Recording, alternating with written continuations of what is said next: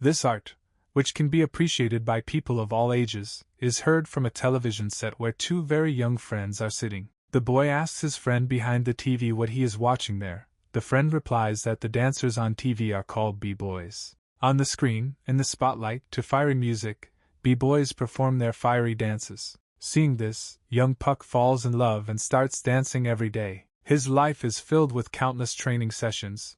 Soon enough, dancing becomes everything in his life. He wanted to become a nationally known b-boy and continue to win. He strived to shine better than everyone else, thinking that it would always be like that. But in an instant his light went out. Puck is at the computer in his room, aggressively clicking on the keyboard and swearing at the monitor screen. More and more insults are poured onto the monitor with a freeze frame of the end of the game. In a fit of anger he turns away and throws his headphones on the bed. At that moment, the door to his room opens and a package of snacks flies into the back of his head. His neighbor demands that he shut up and not interfere with his preparation for the civil service exam. Now he is an ordinary high school student, lying on his bed and crunching crackers. During the competition, the stage equipment collapsed and crushed his leg. He can no longer dance, and he began to live a normal life. Opening his mouth wide in a yawn, surrounded by many schoolchildren, Puck heads off to study. Even after getting to school, he still wants to sleep terribly. While Puck is standing at the locker, his trouser leg rises, and his prosthetic leg is faintly visible from under it. After looking around, Puck hastily adjusts his trouser leg and goes to class. The lesson passes, and the students leave for lunch with the bell. Puck is in no hurry to leave. He looks thoughtfully out the window, remaining at his desk. Left alone, Puck finally gets up and goes out. Two guys come into the classroom and walk towards him, chatting with each other about something. Puck bumps shoulders with one of them on the way out. Looking up, he catches the angry gaze of a thug head and shoulders above himself. They separate. Puck decides that he is too scary and it is better to ignore him. Excitement is visible on his face. The thug turns to his frail comrade, asking who this guy is and why he is limping, then explains to the thug that because of dancing, Puck's leg was amputated in high school. Puck shudders, realizing that they are talking about him. He listens to the conversation. The thug expresses pity, finally understanding what happened to his leg. They call him poor and laugh. Puck is furious at what he heard, but still leaves the class. He himself does not like limping because of the prosthesis. These thoughts, and the thought that he will have to live without dancing, do not leave his head. He walks through the park, talking to himself. Puck is annoyed that they say whatever they want. He notes that such words make him angry. Things gradually heat up. His face is distorted with anger. He can't stand such people. Memories flash through his head where he stands with a poster at a big dance competition. Then Puck fought with real professionals in his field and defeated them. Now, because of the prosthesis, he cannot dance. Thoughts about this plunge him into despondency. From powerlessness, Puck curses dirtily at his feet. His gaze finally faded. Puck can't believe that he might have already given up. He is brought out of his thoughts by a picture right along the way. The guys who met in class today surrounded a fragile girl and were talking to her about something. The thug tells the girl that she said that she would give 5 million won if he showed his physical strength. She replies that she just asked if he plays sports. The brute shows off his muscles and smiles. He tells her to look at his body for herself, that he spends a lot of money to maintain it. The girl replies that she won't give her money for it. She's not fascinated by fake muscles, and people who think it's cool are ordinary fools. Her words anger the thug. Veins appear on his face from anger. Hanging over the girl, he glares menacingly at her and demands to repeat what he said. He shouts how she dared to insult his beautiful body, and at that time a heavy stone flies into his head. The brute falls and hits his head on the ground with a crash. His comrade only manages to curse in surprise and receives the same stone in the back of his head. The two offenders are lying on the ground unconscious. The girl comes closer, examines them. She is nervous and in complete confusion about what just happened. Puck stands to the side, throwing another stone in his palms. His face expresses irritation. He says that their brains have already turned into muscles. Having thrown away the stone, Puck approaches the girl, asks if she is okay. The girl thanks him and confirms that she is okay. Puck asks her why she communicated with these goons. The girl replies that she communicated with them on the recommendation of the club, which surprises Puck. He notes that it is dangerous. In the middle of the conversation, the girl screams, warning Puck of the danger. The big man stands up to his full height and already raises his fist over Puck's head, and with a slight movement to the side, he easily dodges a blow to the back. Puck makes fun of the thug, saying that in this way he will quickly run out of steam. In response, the angry big man makes it clear that Puck won't get away with this. Taking a closer look, the thug recognizes Puck. He notes that Puck is the lame woman who lost her leg during the dance. Puck is angry at the comment repeated by the goon for the second time. Smiling evilly, Puck says that the thug's face has begun to irritate him greatly. The big man defiantly hits his palm with his fist, asking what dance technique Puck plans to defeat him with. Puck replies that the most popular technique of b-boys, thread. The Puck on the ground spins quickly around an axis, explaining that this is a movement in which the arms and legs move back and forth, like threading a thread through an eye. His specialty is doing freezing by lifting his legs and damaging the thread. The goon looks at him sideways in bewilderment, and Puck finally declares his readiness. Raising an embittered look at the thug, Puck abruptly storms towards him. He takes off from his place and, spinning vertically in his body, directs his leg towards the surprised face of his opponent. A moment later he stands up on his hands, his leg leaves the ground and with a sharp blow his heel meets the bully's nose. For a moment, Puck freezes in an unnatural position, standing on his hands, catching the girl's frightened gaze. Finally, having completed his dance trick, Puck closes his eyes with a proud expression on his face, crosses his legs to the side and says the name of the trick, freeze. Puck plops down and sits down on the ground, complaining that this is all complete crap. His legs hurt terribly. He's worried about whether his prosthesis has been damaged. He muttered that he should try again at home. Looking up at the girl, after a couple of moments of silence, he declares that he is leaving home. The girl asks to wait a minute, stopping him. She thanks Puck for his help. Their eyes meet. Looking at him, the girl notes the smoothness of Puck's movements and asks if he's interested in workout. Puck turns around in surprise. They stand under the light of a lantern. Looking into each other's eyes, the girl smiles, while Puck gazes into her eyes. After some time, Puck abruptly turns away and refuses. The girl is left alone in the park, completely confused. Puck goes home. Puck comes home, washes his face, and reminisces about whether he did basic physical training when he was dancing. Already at home, sitting at the computer and eating snacks, Puck remembers a girl. She is a first grader from his school.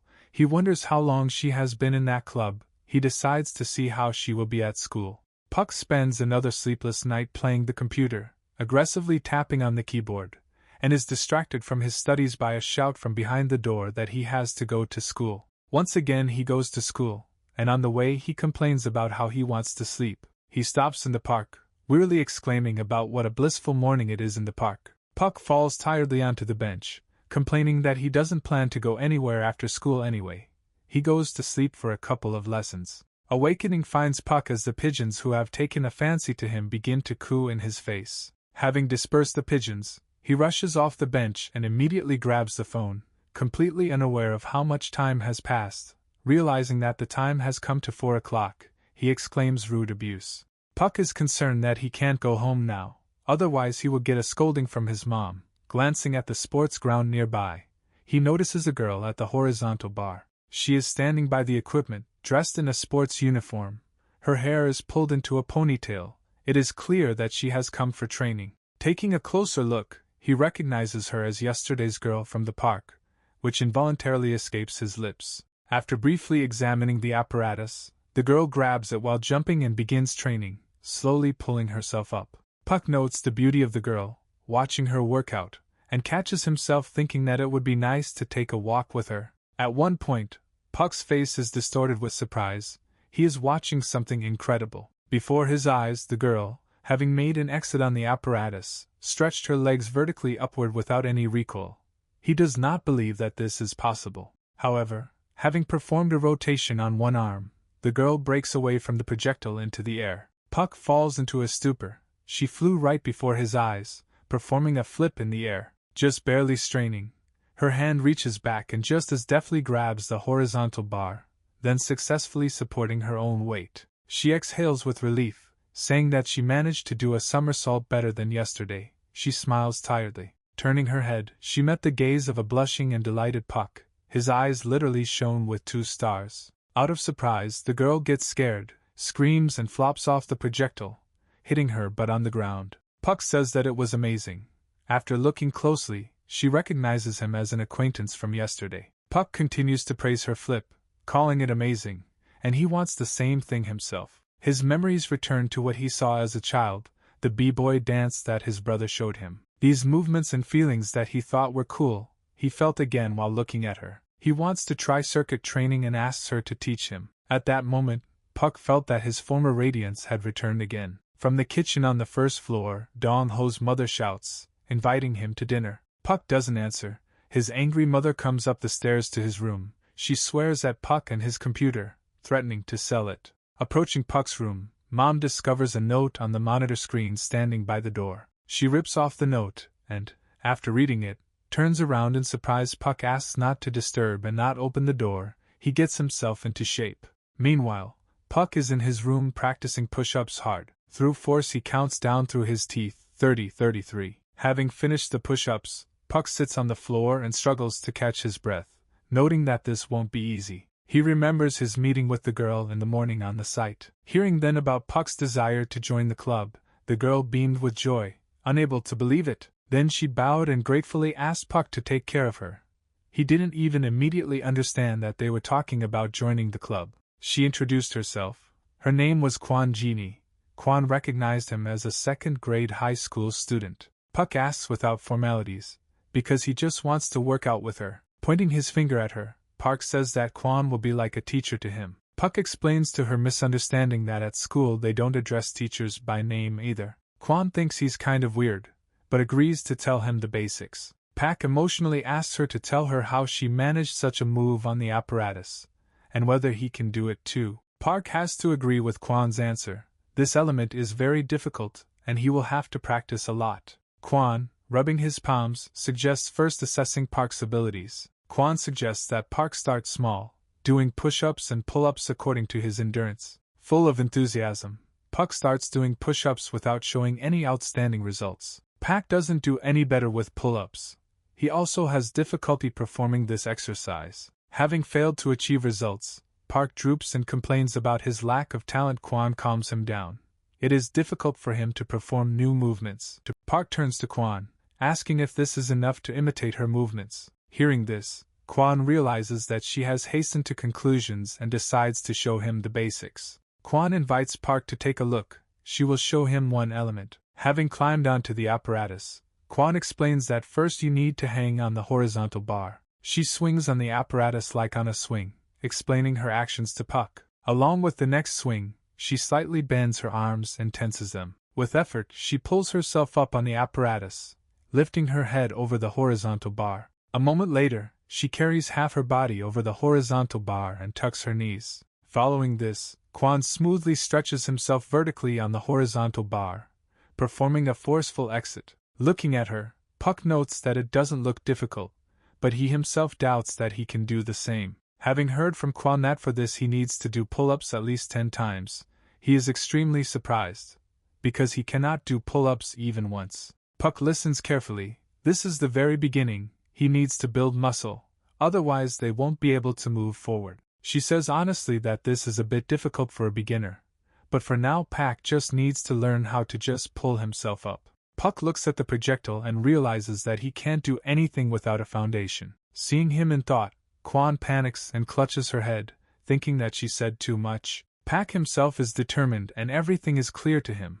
If he manages to make a way out by force, then he will be able to repeat her movements. Kwon is surprised, confused, confirms Park's assumption, but adds that first he needs to be able to pull himself up. With the knowledge of how, it's only a matter of time for Puck, and he replies that it will be easy. Puck continues to stubbornly do push-ups in his room, thinking about how to build up his stamina and move further. Meanwhile, Mom is standing in the kitchen, thinking about what Puck has been doing in the room for several days now. They shout about delivery from behind the door, and behind the front door Mom finds an exhausted courier surrounded by many boxes. Puck, coming up from behind, explains to his mother that this is a delivery for him.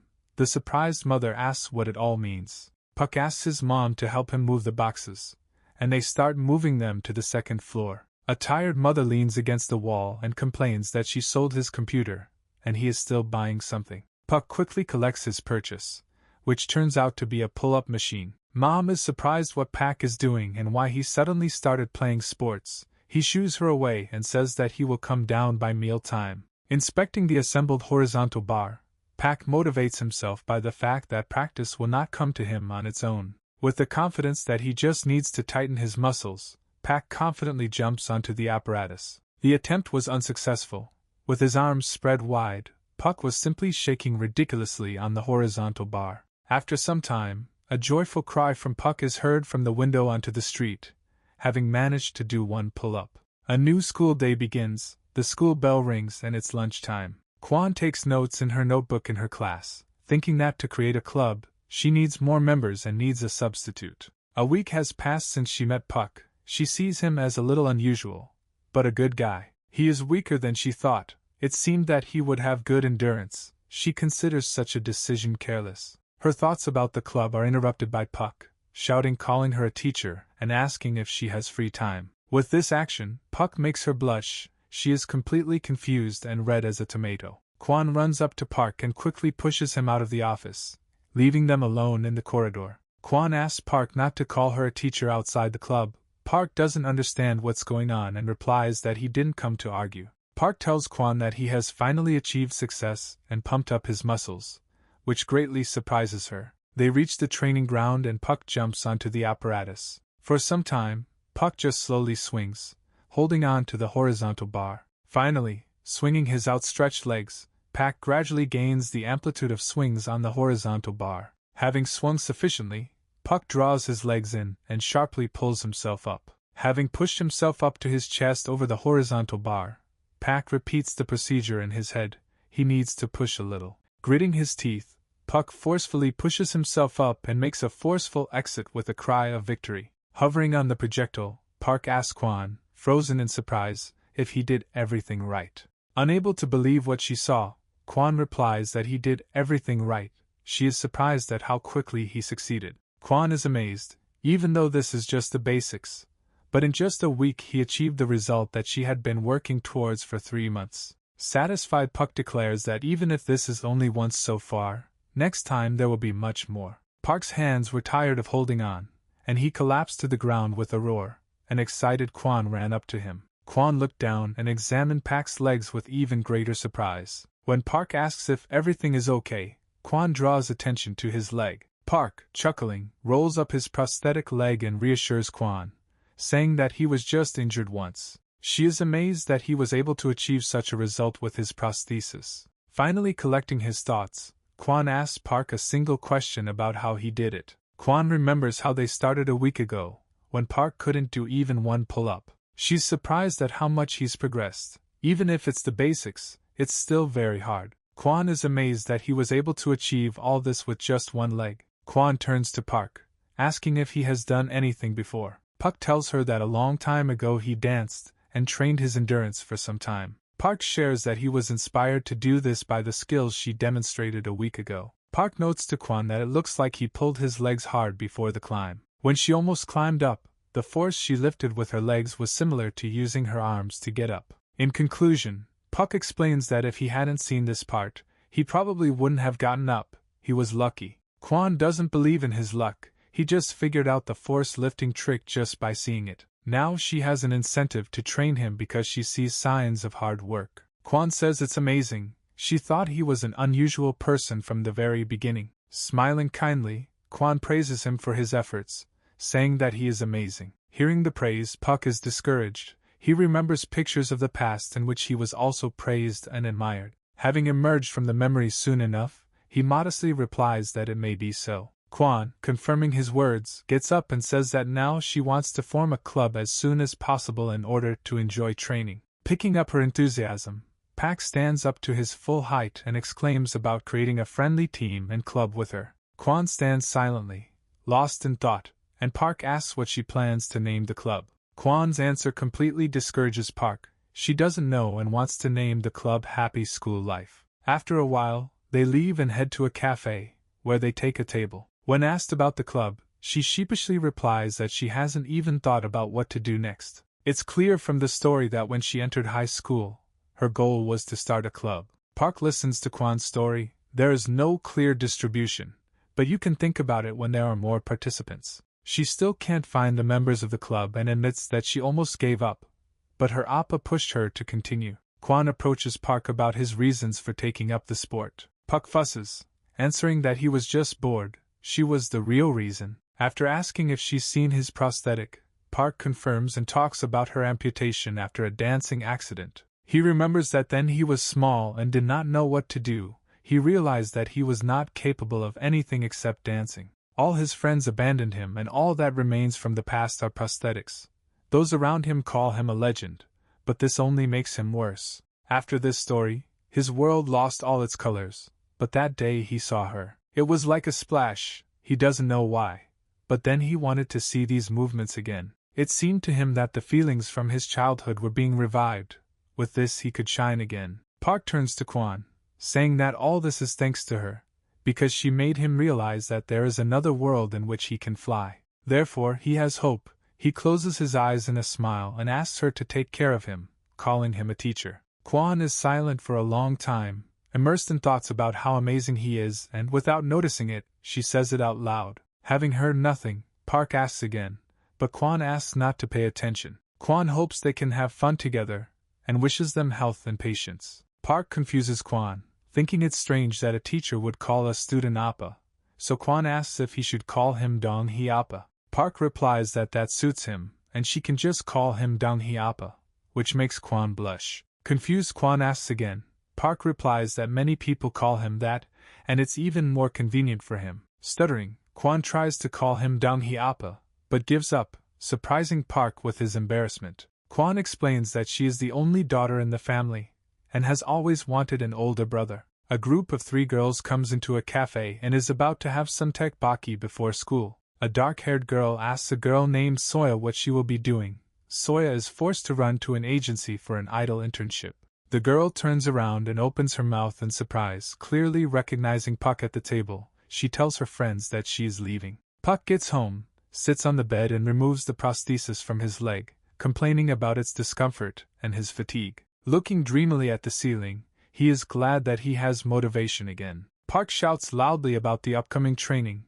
Hyun comes into the room and demands that he not make noise and do his homework. Kwon also gets home, takes off his school uniform and changes into his home clothes. Kwon is called from behind the door to hurry up, to which she replies that she will be there soon. Kwon herself looks in the mirror, thinking about Park and whether there are still passionate people like him. Standing in front of the mirror, she finally comes out of her thoughts and tells herself that she also needs to try. Morning came, school children surrounded the school corridors, staring at an incredibly beautiful girl, a first-year student, passing by. She walks down the corridor amid heated discussions of her person by everyone around her. Meanwhile, Puck sits calmly at his desk in the office, waiting for classes to start. He is thinking about how to make his exit more natural after school.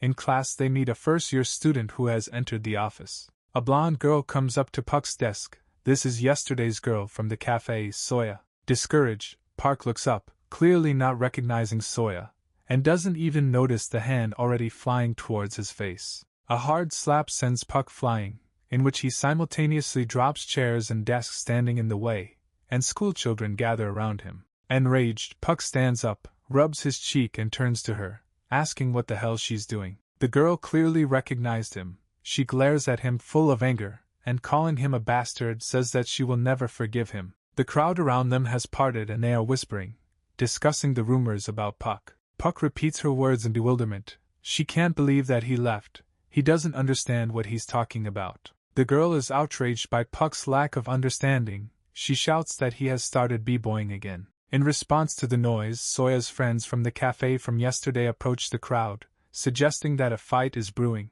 One of them tells her friend about a girl who beat up guys from their class.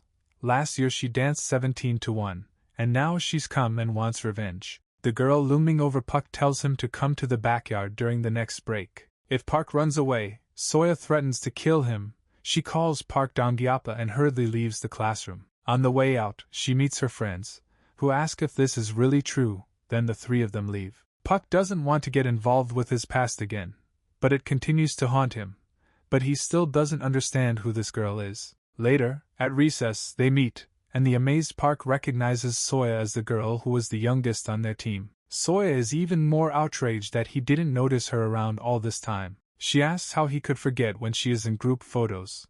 Puck responds with indignation that she is never normally seen in the photos. Even so, he didn't recognize Soya. She says that now, as an idol, she has to work hard to become a professional. In response to what was said, Park asks in surprise if Soya left the team. Rubbing his neck, Soya shocks Park with the news that the team has disbanded. Park asks again, but she continues that the team was created by Hyun. In a sense, it was expedient. According to Soya's story, all the participants were Hyun's friends and gathered to see him and Park. Even after Park injured his leg in an accident, they believed in him until the end and tried to follow him. Soya gradually becomes angry again that Park suddenly disappeared, as if he abandoned them all and ran away. Puck listens silently, which is why she holds a grudge against him and thinks only about it when she looks at him. Someday she will want to hear an explanation. Giving it up, she turns around and leaves, leaving Puck alone. Later, Park joins the surprised Kwon on the set. She asks if something happened to him. Park denies it as if nothing happened, and Kwon suggests they practice hypertrophy. She and Kwon begin to train hard. Pak, after listening to her explanations, climbs onto the horizontal bar. Tired of training, Puck sits down and takes a break. The training was hard but fun. Suddenly, Soya appears from behind, frightening Pak. Noting that he looks tired, but happy, she was sitting here initially. Kwon approaches, surprised by the new addition to the company. Soya immediately greets and introduces himself. Soya adds that she is still surprised that Park is studying the horizontal bar exercises. Workout is about bodyweight exercises. The whole body can be harmoniously trained. This is one of the oldest exercise methods. According to her, these days the movement of the naked body is the center of attention in world competitions. Soya talks in detail about what evaluation criteria and types of competitions exist. Park and Kwon are completely incomprehensible. Soya is amazed that they have absolutely no idea what they are talking about and takes out her phone to show them. The athletes alternate in the footage. The first demonstrates a 360-degree swing, turning her body at the highest point and grabbing the horizontal bar. Next, a dead planche is demonstrated, in which the athlete holds the body parallel to the ground. Next on the screen is a body turn, also known as a swing, in which the athlete unwinds on the horizontal bar. Soya looks pleased. She wants to go to the tournament where adepts from all over the world compete. She asks Kwon if she knew about something like this. These are the actions that people who do this exercise strive for. Soya snarkily notes that she heard Kwon was planning to start a club, and even if not, she wanted to do such exercises. Kwon is somewhat confused. She looks at Park and Soya, and after a while she says that she can do that too. With these words, she puts Pak and Soya into a stupor. They turn around and look at her in surprise. Kwon goes to the projectile, climbs on it, and begins the demonstration. Having risen with force, Kwon spins his body around its axis and grabs the horizontal bar.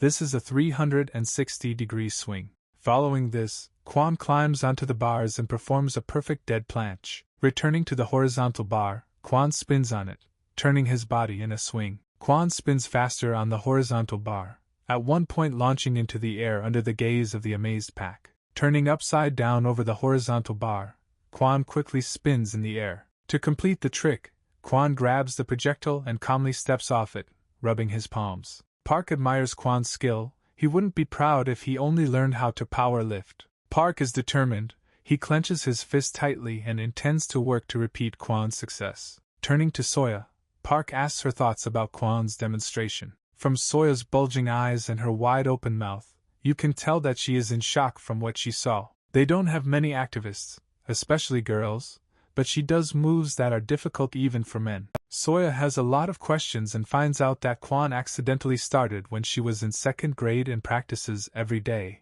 From her story it is clear that Kwon had never been on a team, and actually learned about the tournaments for the first time. Soya gets Park and Kwon's attention by asking if they have time on the weekend. Full of determination, she points her finger at them and declares that she will show them the world of workout. At the agreed time, the company of Kwon, Park and Soya gathers at the site where many athletes are now training. Athletes demonstrate different workout techniques. Soya leads the group around the site. Puck walks and looks at someone else's workout so much that he involuntarily leans forward while walking. Here in Gyeongbong Park all the workout groups gather, as Soya talks about. Park and Kwon look around. Genuine delight is visible on their faces. This is the first Gilbong Park in Korea, located in northern Gangdong-gu of Seoul. This is where many workout sports clubs hold meetings or competitions. Local athletes demonstrate amazing skill and level of training. Soya notes how many beautiful bodies there are on this site.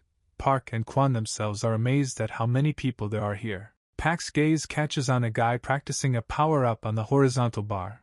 There are also those who can do it like Kwon. Soya says that such exercises are called dynamic. In workouts are divided into dynamic and static exercises. It is mainly used to combine these two types into freestyle. Gradually the workout exercises turned into a sport. Kwon understands that that's why she watched the foreigners practice. She didn't know that they had so many people doing this. While Kwon was staring at the horizontal bar, one of the trainees approached her and asked if it was her first time here. The stranger notes that the iron bars are too harsh for such a cutie and offers to give her a lift. Kwon refuses, and the guy, amazed by her stubbornness, asks to take a look. Standing under the horizontal bar, Kwon thinks for a moment, but still agrees. Puck continues to look around and is amazed at how good they all are at this. Amid general applause, Puck turns to the guy who is doing push-ups on one arm. The crowd says that he is famous on the internet. His name is Kim Myung-jun. Park is amazed at how Kim does push-ups on one hand, but the guy standing next to him suggests watching what happens next. Kim takes a deep breath and, as she exhales, pushes off the ground with force. His legs rise with the push and sharply push off from the ground. Kim's body, supported by one hand, rotates and his legs rise into the air. Puck, watching the performance, is speechless with surprise. Kim ends the move impressively by placing one arm behind her back and straightening her legs to the sky. The crowd rejoices and the tired Kim slowly rises to his feet amid thunderous applause. He is brought out of his thoughts by Puck, who runs up and asks him to teach him to do the same. Puck shouts to the entire court that this is impressive, and he wants to learn the same. Kim stuns him with her answer, a complete unconditional refusal. Following the departing Kim, Park says that he just wants to learn, but Kim has more important things to do than teaching Park. Puck puffs up with indignation. One of the participants comes up to him and explains that there is no point in interfering during training. Their dialogue is interrupted by Kim, asking about Park's reasons for wanting to learn the same way. Fired up with enthusiasm, Puck responds just to be cool. What Park said makes Kim very angry. He has nothing to teach a guy with such a mentality. Puck doesn't understand what's going on, but the guy who is talking to him grabs his forehead, realizing what's happening. Workout is a no-fault sport, so it builds a strong body to have a strong mind. He can't teach Puck this simply because it's cool. Having said all this, he turns around and leaves. A guy nearby asks Park to understand that Kim is also a human being and is already tired of such requests. Grunting, Park asks the departing Kim if he has fun when he trains. The guy from the platform who heard this opens his mouth wide in surprise. Hearing this, Kim turns around and glares at Puck from under her bangs. Kim is clearly annoyed by what was said and that Park did not understand what he said. Puck screams all over the court. Be it sports or competitions, training without fun is not fun at all. He realizes that Kim's body wouldn't be as strong without willpower, and talks about it. Through gritted teeth, Park says as he gets closer to Kim that those who don't enjoy training outweigh those who just try harder. Kim is furious. He looks up at Puck and challenges him to a duel. Enraged, Park grins broadly, saying that he has never lost to someone like Kim. Park and Kim freeze opposite each other, silently casting angry glances. While searching for Park, Soya goes out to the crowd gathered on the site not far from Park and Kim. She asks what is happening there. In the crowd, she finds the same guy named Han-sung and asks him what happened. Soya exclaims in surprise about what was said. Now there will be a push-up battle. Push-up battle is a competitive method of varying several push-up movements each round. The tense Kim means that if he wins, Park will teach him anything, and if he loses, he will leave the park forever. Looking at Kim defiantly, Park assures that this will not happen, because he is going to win. Soya, who heard this, is sincerely perplexed where Park gets this confidence. Soya understands very well that for Kim all of this is not just 2 push-ups. Currently one of the top South Korean workout athletes, he tells Park to prepare for the worst. However, Park was at one time the best b-boy on the team. In response he throws back the words of King Sejong to Kim. It's so boring here that you want to sleep. A turquoise car rushes along a deserted street, rounding turns. 2 people get out of the car. A tattooed girl indicates to the director that they are there. The man who came out after her looks pleased and hums a melody. When asked by the director to look around and have a snack, Sangi caustically notes that he just wants to drink. As if to himself, he suggests seeing if the best of the best Prince of Statics can drink well. Meanwhile, on the court, Kim and Park are preparing for the competition. Kim takes off his t-shirt, showing off his muscles. Seeing Kim shirtless, the crowd cheers and wildly discusses his coolness and strength. Park doesn't stand aside either, thinking that Kim's body is really good, and the people and atmosphere look tense. Park exclaims how much he enjoys what is happening, and follows Kim by taking off his t-shirt, turning everyone's eyes towards him. The crowd's reaction to Park is radically different. They look at him with faces of complete incomprehension. Han-sung, who is watching what is happening with Soya, is confused and only says that everything is not so bad. Kim can't wait to start, which is what he says. The participants indicate their readiness for the competition. Han-sung explains the rules. Push-up battle is a way to increase the difficulty of push-ups with each round. They need to be completed 30 times per round. Park and Kim stand upright. Han-sung stands opposite to give the go-ahead for the first round. With Han-sung's go-ahead to start, the participants immediately break down and start doing push-ups. Park and Kim begin with equal zeal and tenacity, both determined exclusively to win. While doing the exercise, Park begins to feel his body gradually getting tired. However, Park grins an embittered smile. He sees in this what makes him feel alive. They both succeed in the 30 push-up round, but by now Park is starting to feel terribly short of breath. Han-sung outlines the rules for the second round, in which they will compete in taper push-ups. Despite his fatigue, Park stands up, folds his hands closer to his chest, clenches his teeth, and begins. The participants are on approximately equal terms, but while Park is gritting his teeth, Kim looks absolutely calm. Songyi and the director come to the site where Park and Kim are competing right now. They look around. Songyi notes that the level is no worse than expected. Thanks to SNSNTube, many actions can now be easily seen and practiced. Even if it was not at the level of Europe and America, little by little successful stars began to emerge. However, the director adds that being a world star is not enough. The end of the second round is announced. They are interested. Songyi understands that this is probably a battle. The director clearly wants to see this, and they come closer to the general crowd. You can see Park and Kim on the set. Park is shaking violently all over his body, and even though Kim also looks tired, he does not give in. The crowd is already concluding that the newcomer is about to die, while another notes that the push-up battle is much more difficult than it seems. Han-sung moves closer to the exhausted Park and asks if he can continue. Meanwhile, Soya silently watches from the side, clearly concerned about Park's condition. Of course, Park refuses to give up. Even being exhausted, he proposes to start the third round. His words calm Soya down. She smiles, and the excited crowd is already gossiping about Park's coolness. Kim is silent, as if immersed in his deep thoughts about what is happening. Han-sung announces a new exercise, push-ups in the form of an archer shooting a bow, evenly using the whole body. In the new exercise, Park spreads his body on the archer's outstretched arm and the trembling in him intensifies. As he descends, it becomes more and more difficult for him to get up. His back shakes. It is more difficult than it seemed. Looking at Kim performing the exercise next to him, one can note that it is not easy for him either. Despite the difference in physique, Park and Kim seem to be on equal terms in the battle. After 5 minutes, Han-sung announces the end of the third round.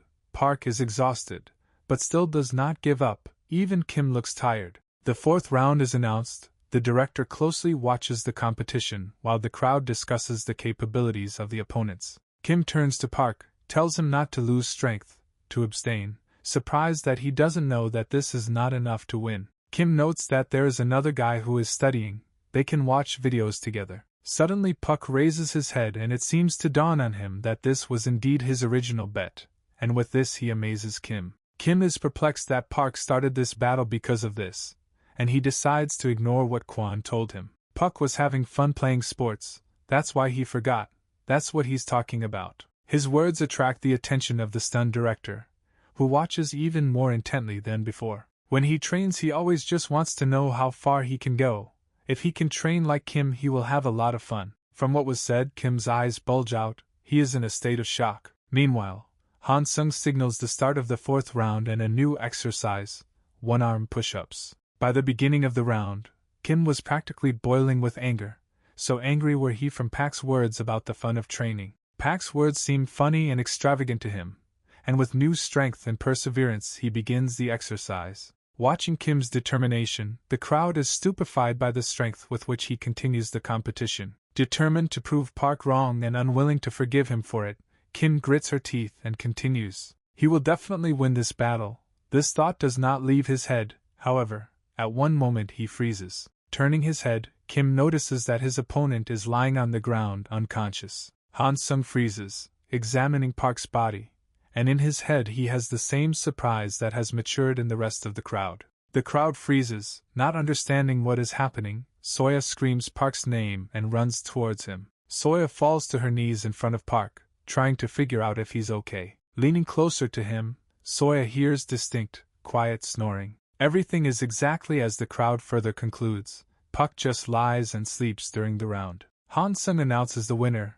The winner is obviously Kim. The director addresses Songi, calling her cluster. Songi comes closer, indicating that he is listening. Taking off his glasses, the director shows a wide smile, raises his eyebrow and notes that Park is a funny guy and he wants him. Meanwhile, the crowd cheers and all attention turns to the other side. An uncomprehending Han-sung heads towards the crowd on the other side of the court, asking what is going on. Right at this moment, all eyes are on Kwon, who is spinning on the horizontal bar, demonstrating her skills. Holding the horizontal bar tightly, Kwon rises vertically above it. From the height of his position, Kwon sharply stretches his legs down and gives his body rotational inertia. Having accelerated in rotation to incredible speed, she heads upward along the horizontal bar, and at the very last moment, as she lifts her legs, she spins around herself, flying into the air. Having flown up, Kwon makes many sharp turns around its axis, and to top off the trick, she perfectly grips the horizontal bar, supporting her body weight.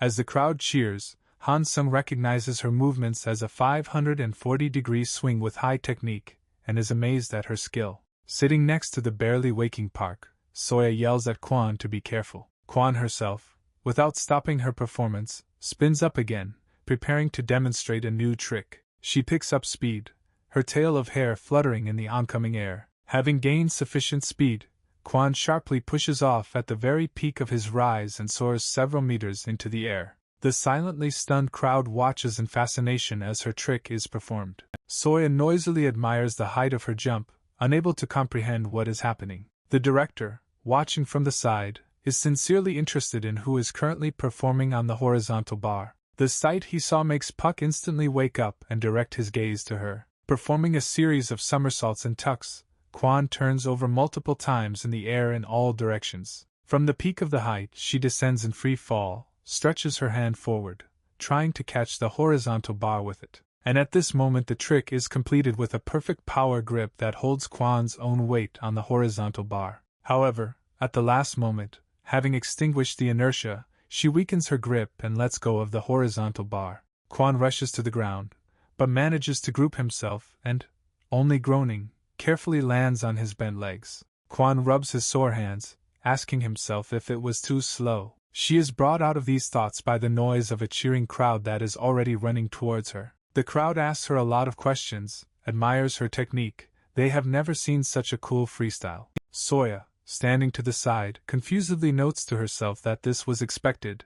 This reaction is surprising. Kim stands far away, silently watching what is happening. Finally fully awakened, Park quietly joins in the general admiration. Kwon seems amazing to him. His face changes and now there is melancholy in it. Puck quietly says that he envies them. His gaze does not leave Kwon, who is still fending off questions from the admiring audience. After a while, daylight rises over the park, silence, and people disperse from it. Evening is approaching. A group of Park, Soya and Kwon walks down the street, discussing the past day. Memories spark new determination in Puck, and next time he definitely intends not to lose. Park turns to Kwon. Today she was the best, these are his words. It was a head-scratching experience for Kwon, who was excited to perform in front of a large audience. In front of more people, it was different for her than during normal training. Puck accepts her words with a smile. He understands exactly this feeling, and what she is talking about. With renewed determination, he offers to come back later and crush that worm. Kwon suggests that he should train well for this. Soya, walking ahead, listens, purses her lips, dissatisfied with the fact that she took her at all. As if indifferently, Soya notes that they gather there once a month and recommends that they go after finding out the time. Park is outraged by her words. She should go with them. Soya does not understand why. Because she is not a member of the club. In response to this, Puck offers to join the club together. Without her they would not have learned anything and were just playing sports. They should be together. Kwon also joins his words. She asks Soya to join and only manages to start talking about her capabilities. It turned out that the answer is obvious. Pursing her lips, Soya asks again if they are sure they want to invite her. Park and Kwon rejoice at the addition to the club. Kwon thanks Soya for this. Soya silently watches Puck's enthusiasm and thinks about something of his own. Memories take her back 6 years, when children gathered on the playground and discussed creating a b-boy team. They go through options for what makes them look strong, but it all comes down to plagiarism. As young Soya on the swing watches, young Pak turns to her and asks the guys about her. She is in the 4th grade at their school. Her family is very rich. A big car comes to school for her, but at home she is like a princess, so her classmates bully her. Puck approaches the swing and hovers over the drooping Soya, addressing her. He only manages to attract her attention, and immediately faces misunderstanding by inviting her to the b-boy team. They are b-boys, but Soya does not understand at all what this means. Park adds that these are dances, very cool. Soya answered in confusion that she was not interested, and it didn't sound cool. Puck interrupts and says not to lie, because all this time she was looking at them and wanted to join. He again calls her with him. So Pak suggested having fun together, which amazed her. She sat and looked at him with undisguised surprise. Soya couldn't believe it, and asked hopefully if she could really have fun with him. In her memories, he just suddenly disappeared. He thinks about this, looking at his back. Soya stands behind him and watches with the understanding that he has not changed at all. Deep evening falls on the city. The first stars are visible in the sky. Park and Kwon say goodbye to Soya and then walk off to the opposite side of the street together. For some time, Kwon and Park walk along the same path.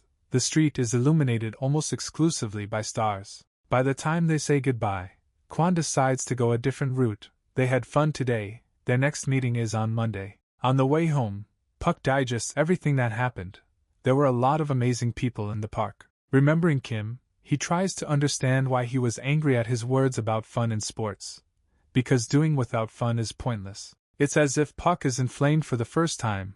Whether it's Kim or salted pollock caviar, he can't lose to him, and won't allow him to say stupid things again. Puck is knocked out of his thoughts by the stranger's voice, who is amazed at the scope of Puck's dream. He turns sharply at the stranger who brought him out of his thoughts, and asks the one who he is. The director appears in front of Park on a dark street, starting a monologue about how the boy cannot cope with the strongest opponent in Korea.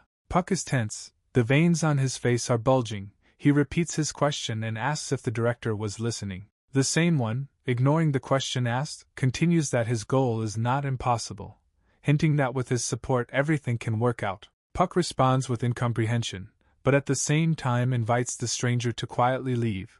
The director is surprised by this and reaches for the business card holder. The business card of the CEO of Famous is stretched from the man's hand to Puck Maker, a famous clothing brand. The man explains that he is now investing not only in fashion, but also in workout, looking for good athletes, and Puck accidentally caught his eye. However, he also notes that apparently Puck's legs don't look very good and asks how this happened. Pak became nervous and asked whether the director really needed to know about this. The director, in turn, is just curious. If Puck doesn't like it, he won't insist. After some thought, Puck finally makes up his mind and lowers himself to roll up his trouser leg. His prosthesis appears before the director's eyes. Puck talks about how his leg was cut off due to an accident. For some time, the director freezes in a stupor, having no idea what to say at all. At one moment, his face changes dramatically, his pupils narrow, and his mouth opens in surprise that Puck is missing one leg. All this time he thought that Puck was just uncomfortable with his leg, but he didn't have it at all. He refuses to believe that Puck did push-ups on one leg. It probably hurt with one leg. Looking at the embarrassed Puck at this moment, the director concludes that he may be much more interesting than he could even think. Upon arriving home, Kwon turns to Ji-yoon, indicating his return. Ji looks unhappy. She asks why Kwon is so late, and if she knows that she is late for dinner, Kwon is surprised by her presence. The answer to Kwon's question is simply to clarify the obvious, that she arrived late. For a moment, Kwon freezes in surprise. She is extremely amazed to see her mother at home. Mom immediately inquires about what Kwon was up to late, and whether she was relaxing too much on the weekend. In response, Kwon deftly evades the topic, counter-asking whether Mom has had dinner, since it's time for her to go. Kwon replies that there is a lot of time in the past and Mom needs to eat. She wearily replies that she doesn't have time. Mom turns around and with a stern look warns Kwon not to be lazy without her and get ready for school. After a couple of moments of silence, Kwon answers in the affirmative and asks not to worry, but Ji turns away, pursing his lips in displeasure. Meanwhile, on the street, Puck is talking with the director about the battle in the park. To put it bluntly, he likes Puck. The ability to perform exercises with one leg is very good for someone just starting out, he says. Park seems to really enjoy what he does, as the director says. There are good guys everywhere. Businessmen take them. The capital is not bad, but the frequency of training can be changed. He wants to create a culture where he can enjoy sports as before. A director looking for new friends. A hand reaches out to Puck for a greeting handshake. It's the director's hand. Looking into his eyes, the man smiles and invites him to join them. Struck by such a proposal, Puck is dumbfounded with surprise. And what Pak answered remained in that day, now at recess on a new day. Answering Soya's question, he chews and talks about his refusal. Completely confused, Soya widened her eyes, hesitantly asking again about what Pak had said. He himself said that this is Famous Maker, the most famous branded clothing store, and its director and creator is named Joseph. Soya doesn't understand how he could just refuse, but for Pak this offer was a little unexpected. Park has always been a strange guy to make decisions. Soya, who knows this, only sighs tiredly, looking intently at the carefree him. Meanwhile, Puck himself, slowly chewing his lunch, remembers the previous evening and his conversation with Joseph. Then the completely dumbfounded Joseph fell into hysterics, shouting almost in tears that they needed to do this. Joseph doesn't understand whether Pak really isn't waiting for the creation of a new culture on Korean soil, and Pak really isn't waiting. Bowing his head, Puck explains that it's not that he can't do it, he just doesn't know how. Puck's face expressed a particularly aggressive determination. He loudly claims that he already has a teacher. With this, Puck puts Joseph into outright confusion. He does not know what to answer and how to understand what was said. Puck stands in a proud pose and repeats that he already has a teacher and going to another would be a betrayal. Puck, with all his self-confidence, answers Joseph's question that his first-year teacher is from his own school. An attempt to explain that Joseph is not talking about this at all was unsuccessful. Puck is still adamant. Once a teacher, always a teacher. Joseph grabs his forehead, not understanding what is wrong with Puck. He suspects a mania for martial arts novels. However, Puck turns to Joseph again, because he has another reason. Puck says that he wants to become the best of the best in this on his own. With all his will and determination, he declares that he will definitely put his whole soul into this matter. Joseph looks at Puck silently for a while, digesting what he said, and then just asks if that's all. The conversation between Soya and Park is interrupted by Kwon bursting in with a joyful exclamation. She brought and shows the club application. The required number of participants has been collected. Now they need to fill it out, and they will be assigned a person in charge. The club was created faster than Park could have thought. Soya asks if Kwon has thought about what she will do. Kwon doesn't even come close to understanding what he's talking about, and still doesn't know what to do. Soya, after some thought, suggests that Park and Kwon consider participating in the competition. Puck seems to have an epiphany and agrees that this will also be a club activity. Gyeobong Park sometimes hosts competitions, with up to 30 people there, says Soya, who did push-ups and hand-holds. Large competitions are held abroad, in which hundreds of people participate, but in Korea there is still no such scale. A question is heard from the window, which distracts the whole company from the conversation. What is she talking about? Puck suddenly jumps up and goes to the window, opening it wide. Leaning further out the window and raising his head, Puck sees a helicopter right now circling over the school building. Naturally, such an event does not go unnoticed and all the schoolchildren run out to take a closer look. Hearing screams that the helicopter has stopped at the site, Park calls out to Kwon and Soya, beckoning them to come take a look as well. The helicopter is hovering in the air over the sports field, and right now a crowd of students is surrounding the area around it. Joseph, leaning out of the helicopter, holding the handrails, laughs joyfully, saying that he has not visited school for a long time. Secretary Song asks Joseph if he is satisfied with the height, to which he receives a satisfied and deeply positive answer. Watching Joseph in the helicopter, Puck can't believe he recognizes him as the CEO. A moment later, Joseph jumps out of the helicopter and, rushing his head towards the ground, freely dives down. The crowd's mouths drop open as soon as he jumps, and Kwon grabs his mouth, closing it in horror. Joseph is getting closer to the ground, diving towards the horizontal bars. He hums a song under his breath, "Winners do not die." Having approached the horizontal bar, Joseph deftly grabs it and spins around. A series of rapid rotations is followed by a jump, after which Joseph stands up and balances on the horizontal bar with his feet. Straightening up in his stance, Joseph warms up and says he smells an almost ripe aroma. The stunned audience, along with Park, Soya and Kwon, listens attentively. Joseph means the smell of the magnificent berries. Having said this, Joseph takes off his protective glasses and turns to Puck, letting him know that he is not missing out on what he likes. Each school has its own way of opening a club.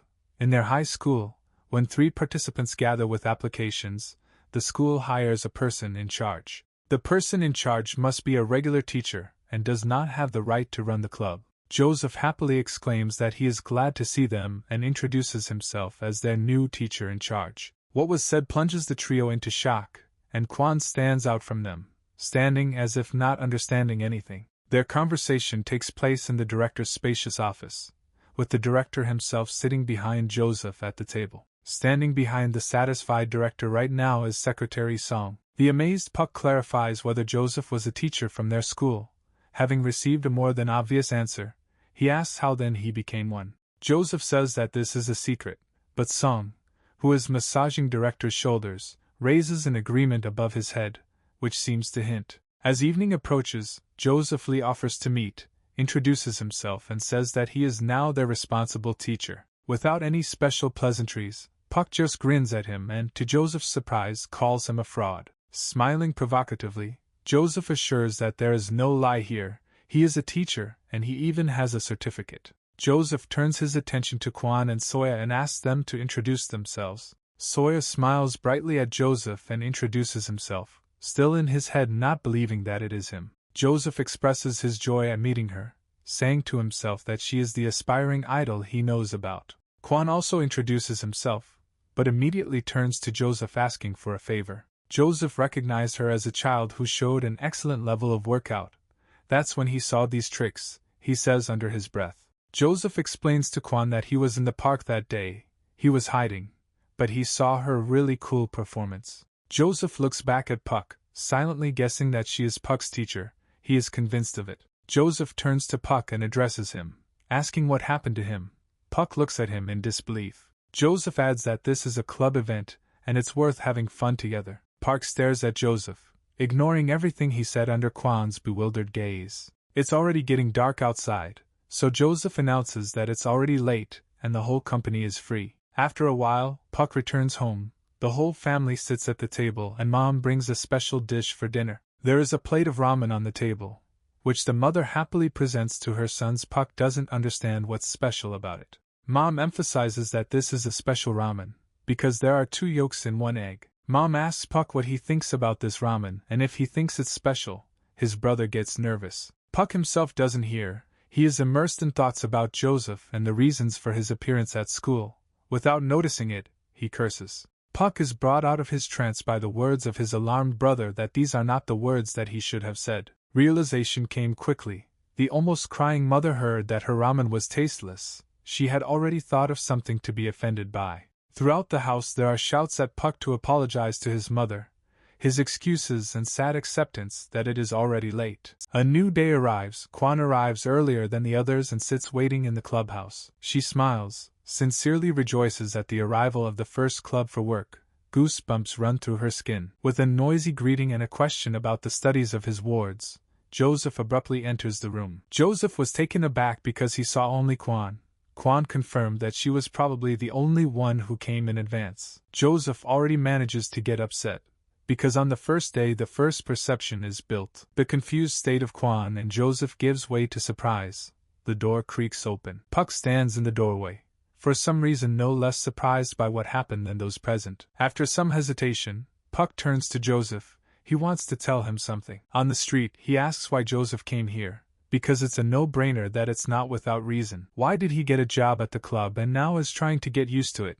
This is the question that worries Puck. Continuing his reasoning, Puck concludes that Joseph wants to find out something and is not interested in being involved with the club. Joseph reminds Puck that he himself said that he himself will become the best.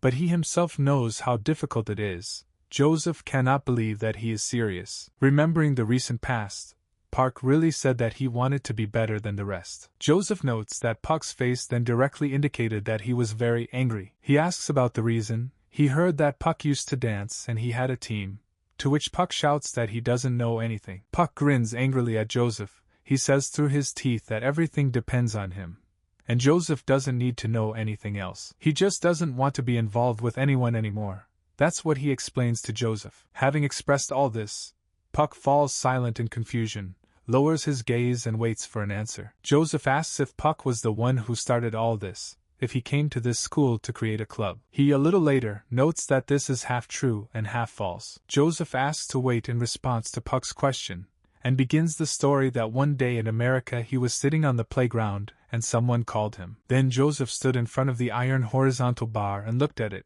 The guy asked him to just watch how he pulled himself up. Continuing the story, Joseph actively gestures, raises his hand, saying that then he saw something that changed his whole life. That guy was then doing one-arm pull-ups, which aroused the admiration of young Joseph, but he soon disappeared. Then Joseph continued to train on the horizontal bar until sunset, but nothing worked for him, because he could only pull himself up with 2 hands. The next day his body was screaming from muscle pain.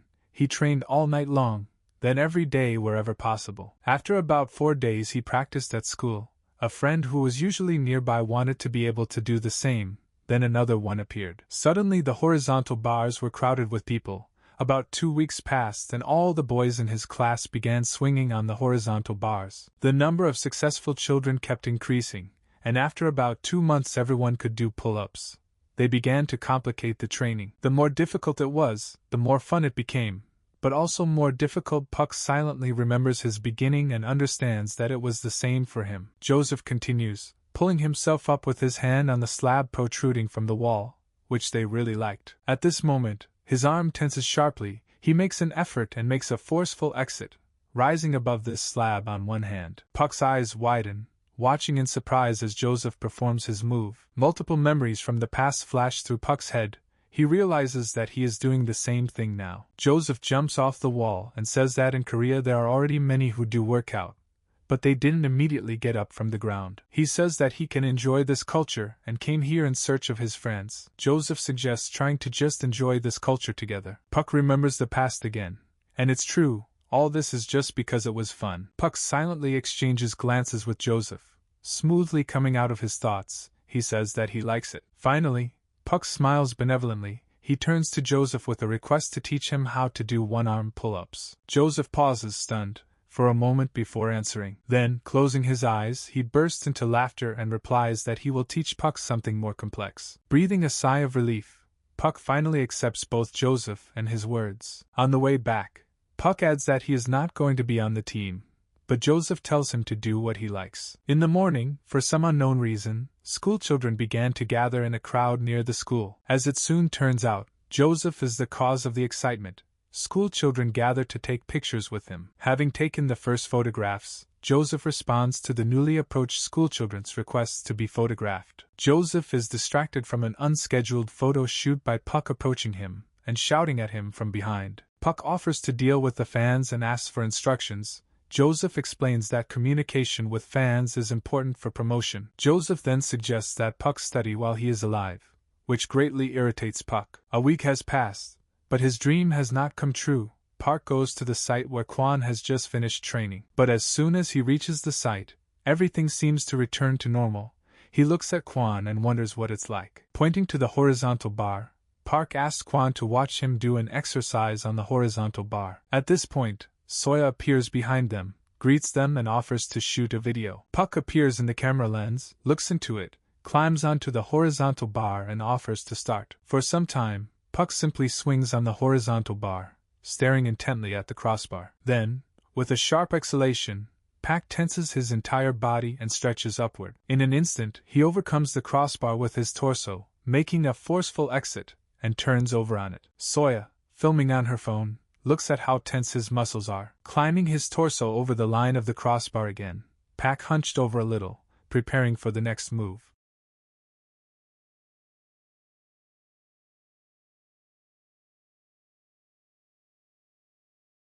Having found himself above the crossbar with his whole body, Puck rotates around his axis. After successfully completing the rotation, Puck deftly grabs the bar, supporting his own weight. Exclaiming that it's time to start having fun, Puck jumps off the horizontal bar and gets to his feet cleanly. Turning to Soya over his shoulder, Park asks if he did it delicately. Soya replies that it's more than perfect. Park breathes heavily after performing the techniques and watches the video. Soya stands nearby, staring at him, holding his hands behind his back. Joseph comes up from behind Soya, asking if they think it's ideal to do a pull-up and then skip the bar. Soya gets a little scared. Joseph can't believe that Puck has been doing pull-ups for 3 weeks. Soya replies that he was studying. It's because Park has a goal. Enough time has passed, and she thought that she was the goal-oriented one. Looking at Pak in thought, Soya realizes that he has much more motivation. In response, Joseph notes that he sees a problem in this. Soya is interested in its essence. Joseph greets Puck,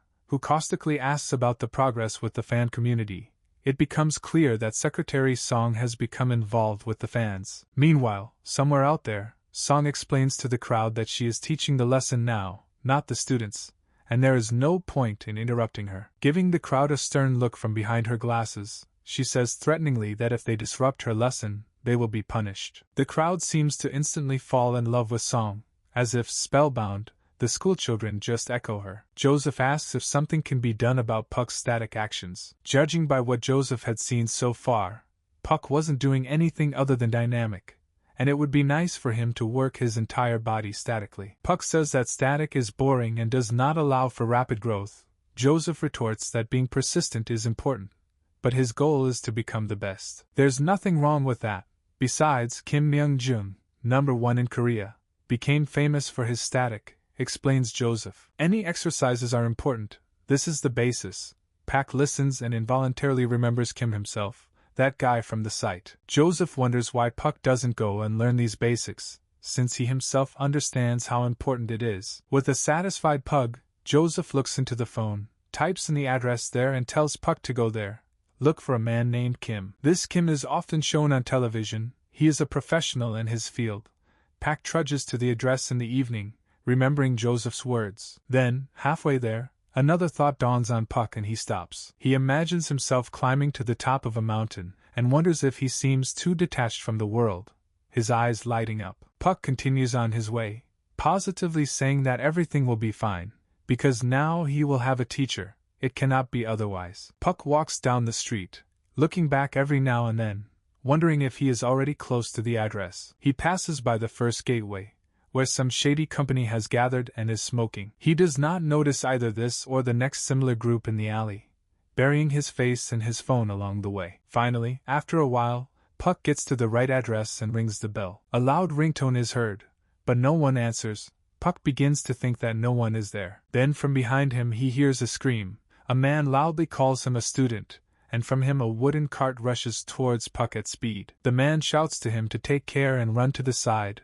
The cart quickly approaches him. Realizing what was happening, Puck bulges his eyes wide and screams. Stepping sharply to the side, Puck grabs the brick wall with one hand and the cart with the other. Puck grimaced his face from the terrible weight, but nevertheless, he successfully held the cart with his grip. Later, the man rolls the cart indoors and thanks Puck for his help. With a good-natured smile, the man hands the out-of-breath Puck a bottle of water, offering him something to drink. Peeking over his shoulder, Puck notices that the man is clutching his sore shoulder. Rubbing the sore spot, the man talks to himself about some kind of ointment, wondering where it is. Puck thinks about what would happen if his grandfather had such a house. Thinking about it, He cannot believe that this is the same master. The man reaches for the first aid kit, but cannot get it, and complains that he put it so high in the first place. He reaches out, stands on his toes, but to no avail. This is not enough to reach her. His hands begin to shake violently. But then Puck comes to the rescue, lowering the first aid kit for the man. Puck hands it over, and the man rushes to thank him for his help. The man decides that Puck must be hungry and suggests waiting a little for dinner. Puck is somewhat perplexed and feels awkward, but still agrees. Puck sits down on the porch and sulks. In his opinion, this is a failure, because this man is definitely not a master. He thinks that he was deceived. At this moment, Puck closes his eyes and is already thinking about leaving, but then the gate opens. A certain guy enters the gate, announcing his return home. Puck peers into the face of the guy who came and his eyes widen again in surprise. The man who just arrived turns out to be the same guy named Kim Myung-jung from the park. Having finally recognized each other, they open their mouths in surprise. They equally did not expect such a meeting. Deep night falls on the street. The street of the area is poorly lit, mostly only by the moon and stars. Grandfather's house, which Puck came to today, has good lighting in the yard. There is a saucepan on the stove inside, and right now Grandpa is preparing soup for dinner. Grandfather hums a song under his breath while cooking. The atmosphere is as calm as possible. The situation at the table is the opposite. Kim and Pak grin at each other. Kim does not understand what Pak forgot here.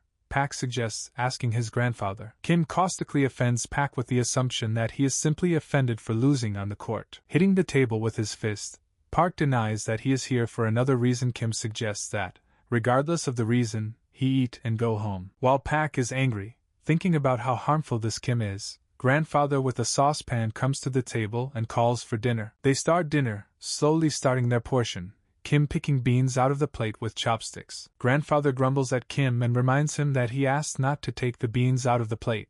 Kim can't help it, because they are tasteless. Park is surprised by what is happening. He asks Kim about his dislike for beans. Puck's malicious smile rises to his ear. He looks at Kim and teases, calling him a child. Kim reacts sharply to what was said. The veins on his face bulge with anger. Kim begins to aggressively consume the contents of the plate along with the beans, making excuses for this.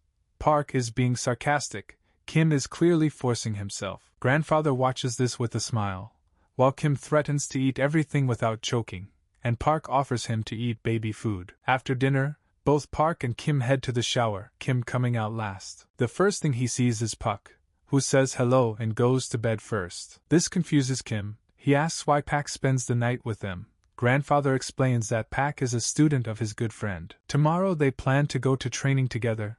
Kim once again notes how Puck infuriates him. Kim approaches her grandfather, puts her fists on his shoulders and begins to knead them. He asks how Grandpa's day went, notes that a lot of hooligans have gotten divorced, and he should be careful with Puck. Meanwhile, Puck sleeps peacefully in the next room and doesn't even hear any discussion about himself. In response, the grandfather talks about today's situation with the cart. The bully would obviously ignore this situation and not help him. Grandpa thinks Pak is a good guy and sincerely hopes that he and Kim will get along. Kim looks back at Park in disbelief, thinks for a moment, but still adds that she hates him. Morning comes. The morning sun shines brightly, rising above a wide mountain. Kim walks ahead, followed by Puck and his grandfather walking up the stairs. Puck looks barely alive. It's the first time in his life he woke up so early, and it's only 5 a.m. It seems that Puck is tired. As grandfather says, he asks not to remain silent if it is difficult for him. Puck assures that everything is fine. Finally they reach a wide sports ground, located almost at the top. This turned out to be more difficult than Park could have thought. Kim looks at him out of breath on the bench and says that they have just begun. Kim asks if Park came here to watch his grandfather train. Park looks at him in bewilderment. Kim is surprised that apparently he didn't come here for this. However, the grandfather is already putting on sports gloves and stands under the horizontal bar, offering to practice a little and go down. Cheerfully, without any difficulties, grandfather leaps onto the crossbar. Having climbed up, grandfather slowly pulls himself up with his hands and raises his head above the bar. Puck looks in surprise. He thinks that grandpa is really good. Puck wants to find out if there is some trick to pull-ups. He thinks to follow his movements and find out if he counts pull-ups. At some point, Puck's face is distorted with surprise. He realizes that the bill has already gone over 180. The 190th pull-up is difficult for grandfather, but nevertheless he continues. As it turns out, It's not that difficult for Grandpa. He calmly does another dozen pull-ups from above. Pak screams, completely not understanding how this is possible. Kim is surprised. He does not know that his grandfather is listed in the Guinness Book of Records. Grandfather's record is 602 times in 2 hours and 43 minutes. No one has broken his record in 20 years. Puck's mouth opens wide in surprise. How it is even possible to do 600 pull-ups is a mystery to him. Grandfather looks tired, not letting go of the crossbar. He exhales noisily, but continues to hang. However, contrary to expectations, he swings on the horizontal bar and offers to do it 100 more times. With this proposal, he finally shatters Puck's doubts. He understands that this is definitely real. Grandpa refreshes himself with a ladle of water and rice. Puck continues to be amazed that Grandpa trains like this every day. Puck asks how Grandpa can do so many pull-ups. The answer is surprisingly simple. You have to train every day. Grandfather says that the body understands everything. If you really want something, and by training every day you will definitely achieve results. A lot of effort in training will definitely be rewarded. These are his words. Your body doesn't lie, Grandfather notes, and looks at Puck with a good-natured smile. As if a spellbound, Puck listens to him and repeats to himself, about training and about desire. Upon returning to his grandfather's house,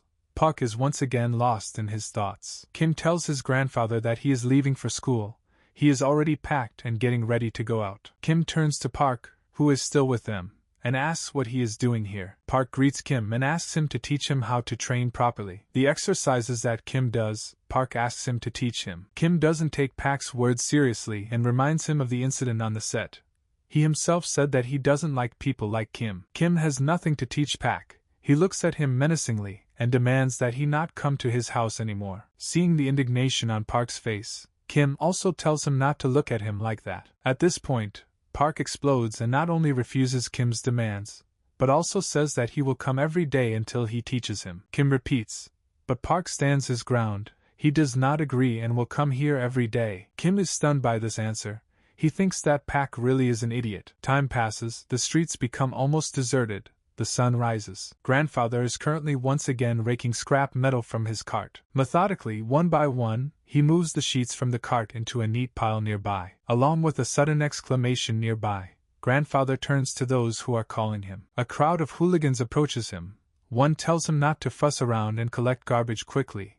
In response to an apology, the hooligan continues to attack. Grandfather asks if the bully demands payment, to which he only becomes more irritated and demands to apologize properly. The bully didn't ask him to do this here, he says, and you have to pay for regret, because that's what democracy is. Having said this, the hooligan forcefully kicks the pile collected by the grandfather, and the metal sheets fly apart. He comes closer, looks menacingly and angrily says that he is annoyed by his city and its vile people. The veins on the bully's face bulge with anger. He again demands payment, and asks if his grandfather can even hear him. From behind the bully, Puck approaches and looks extremely angry. One of the approaching hooligans slowly turns around, hearing the sounds of footsteps. Turning around, he screams in surprise and fear. He sees the face of Puck approaching close to him. Who is this guy? Since when has he been here? This is the question the whole company asks after the scream. Puck asks his grandfather if he is okay. His grandfather recognizes him as Puck. The big hooligan comes closer to Puck and, realizing that Puck knows his grandfather, turns his attention to him. He comes even closer and looks at Puck threateningly, saying that he better get out of here while he talks nicely. At this moment, while the big man is saying something about how Puck will have to pay otherwise, 2 fingers fly into his eyes. The big man screams throughout the street in pain, clutching his eyes, which greatly frightens the remaining hooligans. And at one moment Puck gets closer to him, grabs his ears with his palms and sharply pulls him towards himself. Bending his leg at the knee, Puck stands up on his other leg and, forcefully pulling the big man by the head, hits him in the face with his knee. The blow sends the big man flying off with force, and blood sprays out of his nose. Puck tartly points out that this is what the democracy he loves looks like. And for him there are 2 things he can't stand. It's his legs and the way bastards like that act around older people. Pulling off the strap of his bag, the embittered Puck demands an apology in a good way. Otherwise the hooligan will not leave here alive. This angers the rest of the hooligans, who note that Puck has completely lost his fear and is too daring. For a moment, Puck freezes, as if genuinely surprised that they are not going to apologize. However, apparently, He is even pleased with this, because immediately afterwards he rushes into the fray with a devilish smile. After some time, it is gradually getting dark, evening is approaching, and there is silence at grandfather's house. Approaching him, Pak asks him to sit down more slowly and carefully helps his grandfather sit down. He turns to his grandfather with a question whether the hooligans touched him. The grandfather thanks him for his help. He was lucky to meet Puck today. There really are a lot of scoundrels in this city, Pak notes. The grandfather adds that, according to rumors, these boys recently robbed his neighbors. Grandpa asks if Park came to see Kim. Park confirms that he wants Kim to teach him how to train properly. Puck confirms that he really enjoyed their training. He asks if his grandfather remembers what he told him then. We need to train more and achieve what we want. These were the words of my grandfather. Hearing his words, Park thought that he should not hesitate in training. Grandpa notes that Kim will be late today. Grandfather notes Kim's straightforwardness. His parents divorced when he was a child and then his father died, so he lived with him. Grandfather thinks that he grew up to be a very good person, but he had a difficult childhood, which is why he is very cold. Meanwhile, somewhere near the school, Kim leaned against the wall and thoughtfully looked at the stump of an old comb. There is a terrible melancholy on his face. It is clear that Kim still cannot let go of her past. Pictures of the past also recall the death of his father, his mother's betrayal and escape, and loneliness at the age of 8. It seems that at that moment his life completely ended. He was left alone. At that moment, grandfather appeared. He came and took Kim under his wing. They began to live with their grandfather, eat together and spend time together. Grandfather began to train Kim and began his hard training. Grandfather, with all his characteristic care, managed to replace both his mother and father. Some time passed and a smile appeared on the face of the then young Kim for the first time. In the memories, a picture emerges of young Kim calling his grandfather to the playground. Coming closer, he notices a comb that the grandfather is examining. When asked, the grandfather replies that it is a memory of his grandmother. He says that this is a valuable thing left by a loved one. Kim understands that this particular comb, lying in a box with a photograph of her grandmother, is the most expensive thing that her grandfather has. At that time, warnings about thieves hung on the walls of all houses in the area. Friends came to young Kim, who was left alone at home, and invited him to play on the playground. Kim doubts that she can go. Her grandfather was at work then, and he had to look after the house, but her friends continued to convince her. Then he wondered if it was even normal for him to leave like that. He finally agrees to go away for a while with his joyful friends, while a stranger passes by the house. After a while, the house is already being examined by the police. The police girl asks Kim to calm down and tell him when he left the house. Kim is in complete shock and cannot pull himself together. Through his tears he tries to say something. There were indeed a lot of stolen things. The criminal was recently in the area and it looks like he was alone. The police are waiting for victims. Turning his head, Kim notices the same memorable box that his grandfather showed him. Shouting his name, grandfather runs into the house and grabs Kim by the shoulders. Kim apologizes, but grandfather only cares about his condition. Grandfather hugs Kim tightly, holds him close, and repeats like a mantra that everything is fine. Out of the corner of her eye, Kim peeks over her grandfather's shoulder and notices something important. This something is the stump of grandmother's broken comb, which was left lying on the floor. Then night fell, the police had long left, and grandfather and Kim were left alone with what had happened. Kim lies in her bed and looks, as if spellbound, at the remaining stump of a comb. He is restless, pictures of the past day flash through his head.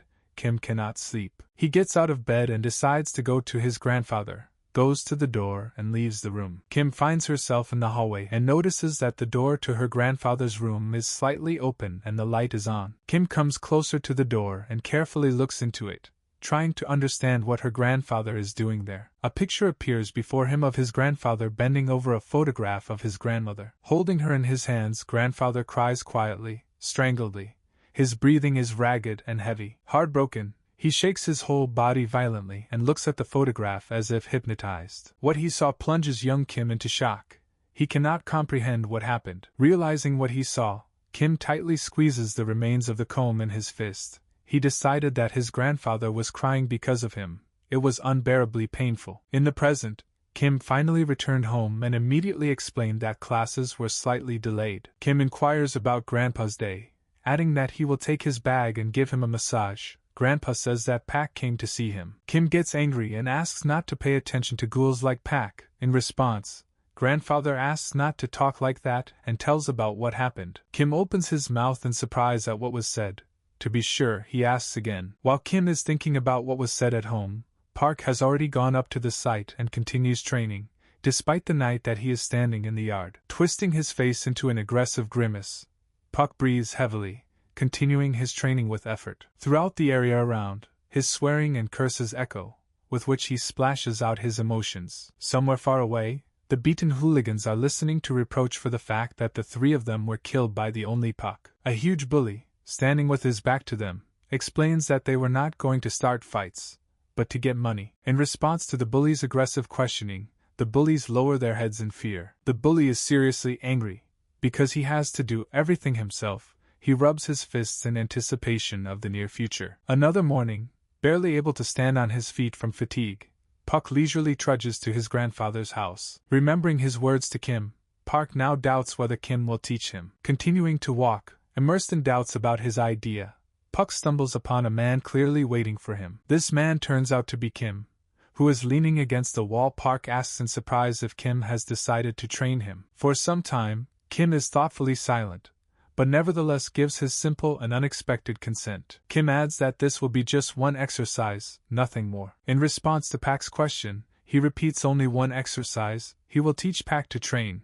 With these words he calls him to follow him. Pak is stunned. For a couple of moments he freezes in a stupor, unable to wake up and believe Kim's words. However, soon enough a smile of joy and awareness of what is happening appears on his face. Kim is seriously going to teach him, which Puck exclaims along the way to the whole street. Meanwhile, the first classes at school are slowly coming to an end. In the first-year class, Soya's friends invite her to go to karaoke or to a club with them. Making sarcastic faces, her friends egg Soya on, noting that she has changed and asking if she already has other plans. At the end of her studies, Soya leaves school. She is thinking about Pak, who has disappeared to no one knows where and is not in touch. Walking a little further, she looks at the site and notices the figure of a man training there. This person turns out to be Kwan, who has now finished warming up and is putting her hair in a ponytail. Soya says hello and Kwan says hello back. She's clearly in a good mood. Soya asks if Kwan trains every day,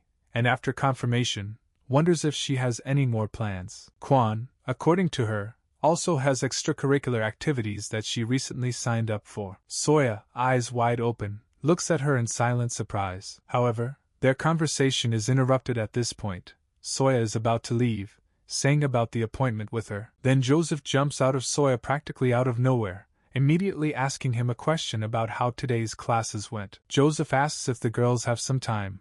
Now he wants to show them something. Soya replies that she is in a hurry. Joseph retorts that it will only take 5 minutes. Kwan is lost in thoughts about what Park is doing now. Meanwhile, at a separate site, Kim asks Pak what he decided. Pak doesn't know, he just saw Kim and was fired up with desire. Finally, he decides that he wants to learn plancha from Kim, but is faced with misunderstanding. Planche is a bare-body type movement that requires a lot of muscle mass, strength, endurance, and is difficult for beginners. Kim explains that this is too difficult for Pak, but the heated Pak shouts out that he is not a weakling. Determined, Puck declares that this is exactly what he wants to learn. He is ready. Kim's memories recall the events that happened in the park during their competition. After thinking a little, Kim still decides that she will teach him, because he already said so. Kneeling down, Kim bends her wrists back and presses them into the ground, explaining that a good stretch is needed first. Next, they knead the large joints together, rotating their arms in the shoulder joint. Then they stretch their legs, stepping from one to the other and stretching alternately. After 30 minutes they finished and Kim offers to start. Park is apparently already quite tired. The priority is the shoulder and shoulder bones. He must learn to keep his back straight, slowly bend over, find the center of the body and stop. Kim takes off her t-shirt, and is about to demonstrate the exercise with an example. He stretches out his arms and explains that you need to stretch your arms in front of you and lower your shoulders. Then he assumes a prone position. In this state, the body should be lowered and supported with the legs. After all this, you need to lean forward, he explains from a standing position to Pak. At the same time, barely leaning forward, Kim raises his legs and stands in planche, explaining his movements to Pak. Park watches with open interest as Kim performs the exercise. It's cool, which is what he says. Having indicated that this is all the technique, Kim finishes and gets to his feet. Puck immediately falls to the ground, saying that he wants to try. Kim warns that it will be difficult to practice since Park has just started training. Only after trying, Puck feels that it is much harder than he expected. His whole body is pierced through with a burning, terrible pain. It seems that it is about to explode. The result is obvious. He can't stand it and falls to the ground. However, Kim praises him for a good attempt. Trying with difficulty to catch his breath, Puck hits the ground with his fist and says with some inexplicable joy that this is really very hard. Kim doesn't understand why he needed to make sure of this, because this is literally what he immediately said. Slowly Kim gets dressed and is about to leave, moving away from the site. Turning around, he notices over his shoulder that Puck remains in his place and clearly plans to continue training. His face is full of determination. It seems that he does not doubt his success for a single second. Kim watches him for some time, trying to understand what will happen next. It's deep evening, darkness falls on the street, and the night lights come on in the courtyard of my grandfather's house. Grandfather calls Kim, whom he meets, to eat, and also wants to add something. Grandpa also asks Kim to invite Park to have dinner with them. Kim goes outside and follows to the same area where he left Puck earlier in the day. Upon arrival at the site, Kim sees that Park is still there. For some reason he thought that he had long gone home. Kim thinks he's stupid because planche is not a move that beginners can do. This does not change the fact that Park has been training hard all this time, and large calluses are visible on his hands. In a prone position, he smoothly leans his whole body forward. His arms stand somewhat diagonally relative to his body. He is trembling violently. It is clear that his entire body is tensed down to the smallest muscle. His teeth are clenched in tension. Silently watching this, Kim opens her mouth and cannot hide her curiosity. At one point, Puck raises his head, closes his eyes tightly, and puts all his strength into one effort. His socks slowly, barely noticeably, but confidently lift off the ground. Puck's body takes a horizontal position, and he successfully holds the planche in his hands. What he sees puts Kim in shock. He opens his eyes wide, unable to believe them. However, Puck doesn't hold his planche for long. After just a couple of moments in the stand, he falls on his elbow and ends there. Having barely regained his breath, he still sincerely rejoices at his success, even if it took longer than he thought. Kim is still silent. The planche in motion requires calculation. This is a complex movement of the body. It takes months, if not years, to master. However, Park repeated this. Having seen it only once, Kim considers it impossible. Memories take Kim back to the past again. His mother abandoned him. His father also left him. He remembers that he had no desire to live alone.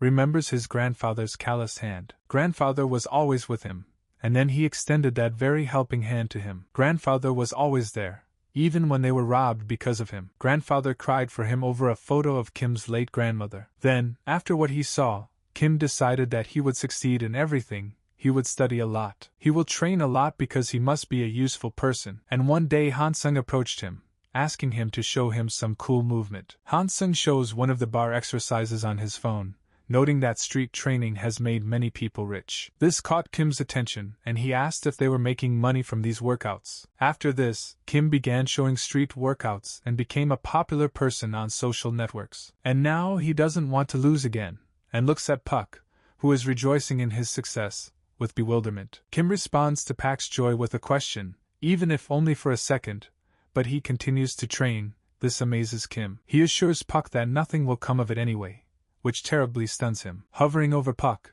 Kim caustically notes that Puck is arrogant, and if he can do it, any animal can do it. Puck was a little angry, because he really succeeded, but he immediately returned to thinking about how to pump up his lower body. However, Kim thinks to himself that no matter what, in such a short period of time he and the newcomer's body almost got a stand. At the same time, he again gets stuck in his thoughts, trying to understand what the catch is. Already at home, the three of them sit down to dinner with Grandpa. Grandpa tells the guys to eat more. To Kim's surprise, this time again the grandfather invites Puck to stay with them, since it is already late. Puck refuses the offer.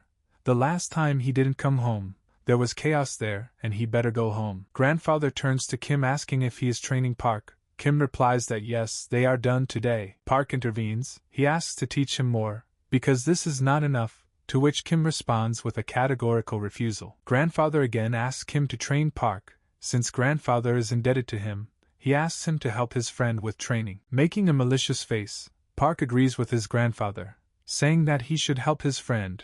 For the second time, Kim says that they are not friends. Confused, Kim looks at the beans on her plate again, not daring to eat further. Park notices the beans on Kim's plate and is already reaching for them with his chopsticks to take them away. At this moment, his chopsticks are deflected by a sharp blow from Kim's spoon. Almost colliding head-on with Park, Kim demands not to touch him, as he will eat his beans. Park is sarcastic, because Kim does not eat beans. Grandfather watches their stupid squabble from the sidelines, smiling good-naturedly. With a beaming smile on his face, Grandfather quietly says that dinner seemed to be delicious. A new early morning is coming. The sun is just appearing in the sky. Kim starts a conversation about how Park should be able to balance his body, and not just hold it up with the strength of his arms. Park gets into the planche again, trying to hold out in it for as long as possible. However, soon enough he falls to the ground exhausted, complaining that he is dying. However, lying on the ground, he still smiles at one moment, full of joy, and says that this is fun. With this, he clearly angers the watching Kim, who looks at him with silent indignation for some time. Finally, Kim asks if Park really thinks this is all funny. Kim demands that we take this more seriously. This is not some kind of game for children. Kim adds that otherwise he will take it as a frivolous attitude and leave. Park apologizes, admitting his mistake. He concentrates, and says that he is as serious as possible now and intends to continue. In between, Puck says that he used to do a lot of cool things, but when he achieved success, everything became not so cool. But today's training was successful. Kim explodes and is indignant. Park is too weak, and no matter how hard he tries, this is reality. Turning away, Kim hurries away, leaving the final comment that there is no point in telling him this. Park gets up and says that he hasn't finished training yet, but Kim simply invites him to do whatever he wants, and he leaves. Park shouts to him to stop, but an enraged Kim only demands to shut up and leave him alone. Distracted, Kim doesn't notice the pillar he crashes into hard, then swearing loudly, Park laughs and asks him to repeat it. After some time, they sit on a bench, and Kim rubs the bruised area. Park spoke first. He thought that Kim would never teach him, and asks why he suddenly agreed. Kim thinks to himself that this is all for the sake of his grandfather, and Park, without waiting for an answer, thanks him. Kim, remaining silent for a moment, replies that by pretending to be friendly, they will not become friends. Park is outraged by what was said. Park doesn't understand, because Kim helped him, and therefore Park should thank him. Kim doesn't answer. He opens his mouth,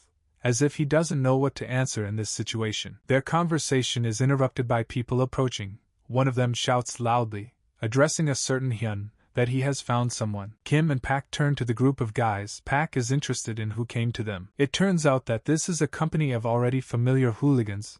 One of them, a blonde man, makes sure that it was Puck who beat up their guys yesterday. The big badass, surrounded by bullies, notes that they have finally found Puck. The same one who addressed Puck offers to simply follow him silently without answering, and the bully seems to have already seen Puck somewhere. The blonde threatens to show what a big mistake Puck made yesterday.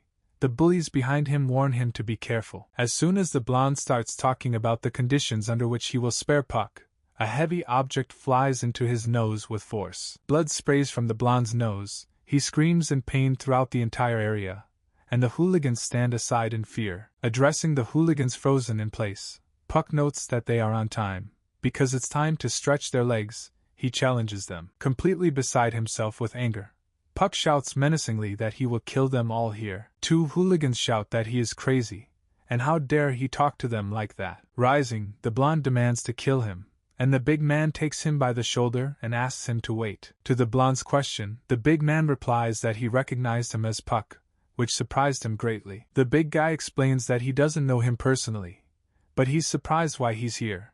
Puck is a very famous guy. 3 years ago, his friend was studying at a local high school. He was injured by a dancing kid. There were 8 of them. He smashed them all. Someone from the crowd shouts out that they also heard about this, and meanwhile the heated Puck grabs the face of one of them. Is Puck really the same dancing guy from the big guy's memories? They wonder. A picture of the past. A schoolboy turns to a certain Sunbei, saying that he brought him water. The action takes place on the playground. A group of schoolchildren smoke on the playground. One complains that cigarettes hurt their throats.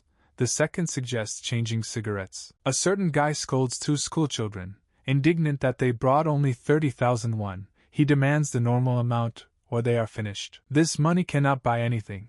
With this he throws money in the face of one of the schoolchildren and demands to go and buy them cigarettes, unnoticed. This is done by Kim Jong-un, the leader of the high school gang. He demands another 80,000, so that they look for it even in their mother's wallet.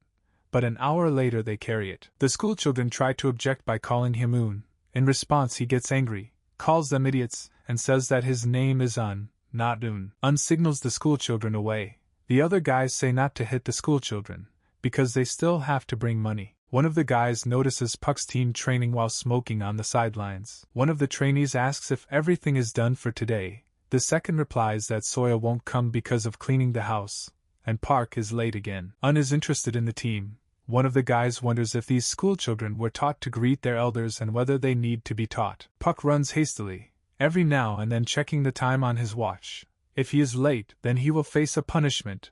I wonder what it will be. A crowd of third-grade students moves towards the hurrying Puck. When he sees Un, Pak politely bows and greets. Un is surprised to realize that Pak is also from this company. Woong asks if Park is with those dancing guys. Park confirms and asks what's wrong. Suddenly, Un grabs the startled Park by the hair, saying that it pisses him off. He mocks Puck, says not to be a fool and it's better to go home, learn lessons, calls their dancing complete crap. Having said all this, Un forcefully pushes Pak to the side, and he frees himself from the grip. Puck straightens up, silently straightens the hair on his head, and looks at Un appraisingly. The team meets Puck, who has finally arrived, and he apologizes for being late. One of the team asks about Puck's condition, answering that everything is fine, and he sees that everything is fine.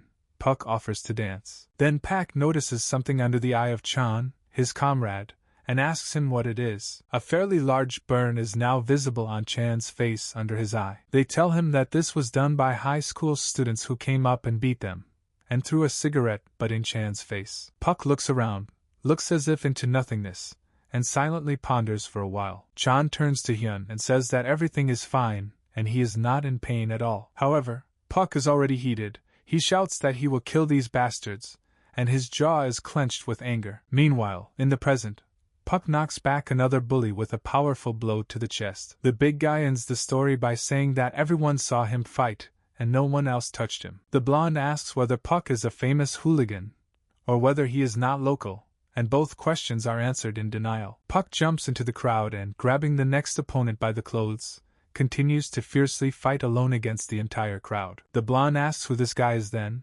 The big guy stutters in complete confusion. Pictures of the past pop up in my head. Beaten high school students led by Un on the playground. I remember Puck's face, filled with rage after the fight. And now, looking at the even more furious Puck, the big man recognizes him as exactly that dancer, and calls him a real monster. Another bully receives a strong blow to the jaw from Puck. Without thinking of stopping, he grabs one of the attackers by the clothes and reaches for the second. Together with a sharp blow to the stomach, Puck throws the third attacker into the air. Continuing to hold the captured one, Puck leans on him and jumps high, kicking the fourth one in the jaw. The entire crowd of hooligans gradually falls unconscious on the ground under a hail of Puck's blows, as if he really is not a person. The blonde is scared. He asks if Puck is a god. The big guy replies that he looks like a wild animal, and in response the question is what to do. The big man faces a difficult choice. If he is beaten, he will lose his authority, and if he fights with Pak, he will definitely lose. At this moment,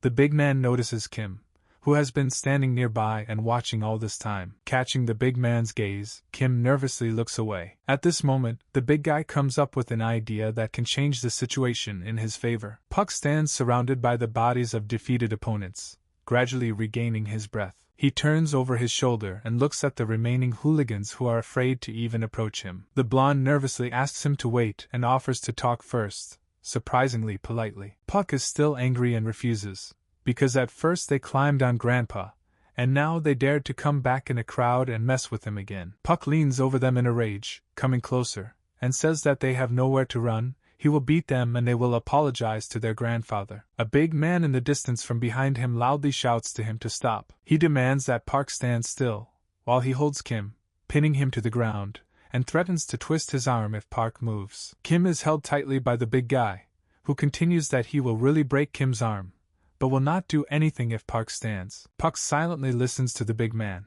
glaring at him full of anger. The big man smiles evilly, pleased with his victory in advance, and asks again if Puck understood him. He calls one of the remaining hooligans a freak and commands him not to stand, but to attack. Thinking this is the perfect moment to attack, one of the bullies speeds up and runs at Puck. Fearing the answer, he closes his eyes tightly and hesitantly hits, but Puck doesn't resist and simply takes the blow to the face. The bully recoiled when he saw Puck hitting the ground flat after the blow, and did not believe what had happened. Seeing that Puck is not resisting, the blonde runs up and sharply kicks him in the stomach. Both attackers do not understand why he does not resist. One laughs evilly. Following this, a hail of blows hits the lying Puck from all sides. He tightens his jaw, but silently endures these blows. The big man savors the victory, thinking that now Puck is definitely screwed. He remembers the past again and thinks that then, too, it would have been worth using his friends and he would have given up. Kim shouts at Pak to run away quickly. He doesn't understand why Pak doesn't fight. Kicks hit Puck's head. He tries to at least cover his head with his hands. The big guy directs Kim to watch silently, and jokes that it's cute that he wants to help his friend so much. The blonde makes another wide swing for a sweeping kick. A terrible crunching sound is heard throughout the area, hearing which, Puck shudders violently. Along with the crunch, an equally terrible cry of Puck, exhausted from phantom pain, is heard. His prosthesis broke under the blows. The stunned attackers stopped, thinking they had broken his leg. They were amazed that he fought them without one leg. Kim hardly raises her head and does not immediately realize what happened. With realization, his face fills with horror. He realizes that Puck is missing a leg. Kim finally understands that he spent every competition and every training without a leg, and continued to rejoice at his success. A voice comes from the side, demanding that the attackers stop beating their student. This is the voice of Secretary Song approaching. She calmly announces that if they continue to destroy their future, then everyone here will die. Quite a lot of time passes. The sun is gradually setting below the horizon. It's terribly hot outside. Sitting on the steps, Grandfather waves his fan and wonders why the guys are late. The gate opens, preparing to greet as if an unexpected guest. Grandfather gets up and comes closer. Having opened the gate, the grandfather clearly recognizes the guest who has shown up to him. This guest is Joseph.